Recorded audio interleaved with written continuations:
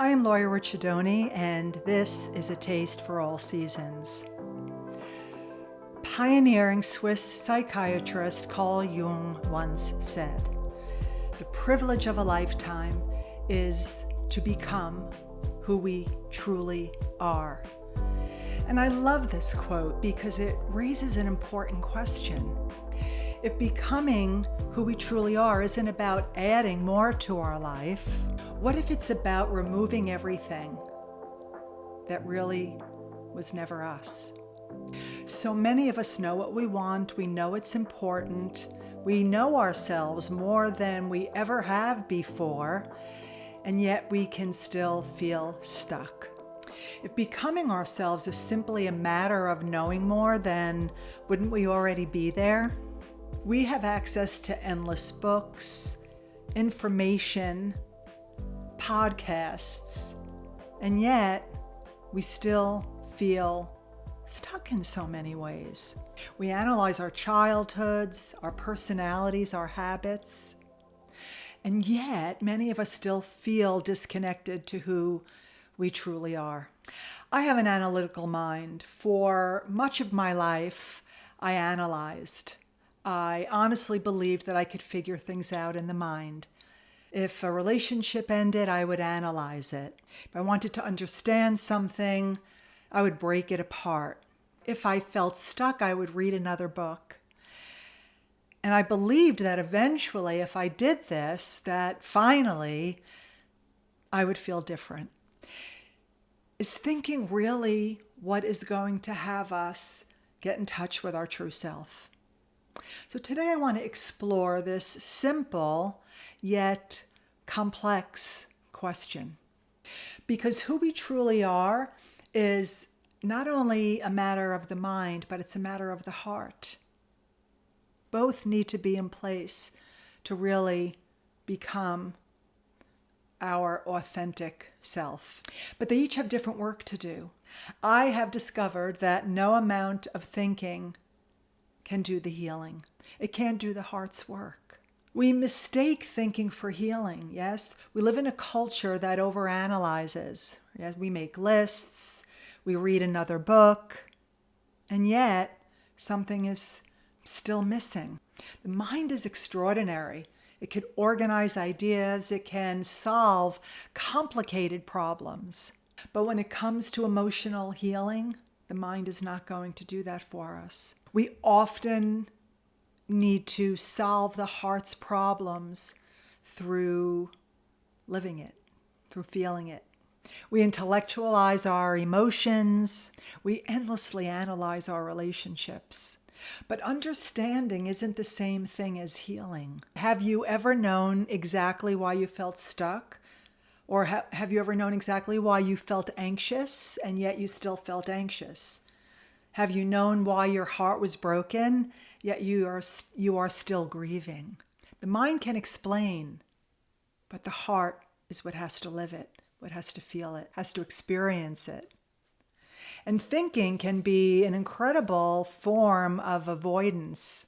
Overthinking isn't just exhausting, but it really is a very quiet way, sophisticated way to avoid. It looks like we're staying busy. We tell ourselves that we need to prepare more. We're researching one more thing, but really we're postponing. The more we avoid feeling, the louder the mind is going to get. The more we avoid feeling, the louder the mind is going to get. But eventually the answers have to come from the experience. They're not intellectual, they're emotional. So how do we know that we are listening from the heart and not from the mind or from fear? Well, I think it's connected to what we value. Not what we think we value, not what we're led to believe we should value, but the decisions that we consistently make. The mind will ask us, well, what if I fail? Or what will people think? The heart asks different questions. Does this choice align with my values? Does this choice make me feel alive? That's a big one. I had to make a decision about a trip that I was going to take soon. And after a few months of being all over the place with it, I finally came to a place where where I was thinking of going, I felt alive. I felt it in my body. I didn't feel it in my mind. My mind helped me to research and make those lists, but ultimately the choice came from my heart, and I felt it. When our choices repeatedly move us away from ourselves, something begins to feel off. You will notice it. That's often the first sign that we've been living from a place of fear or from the mind only, not from the heart, not from what truly matters.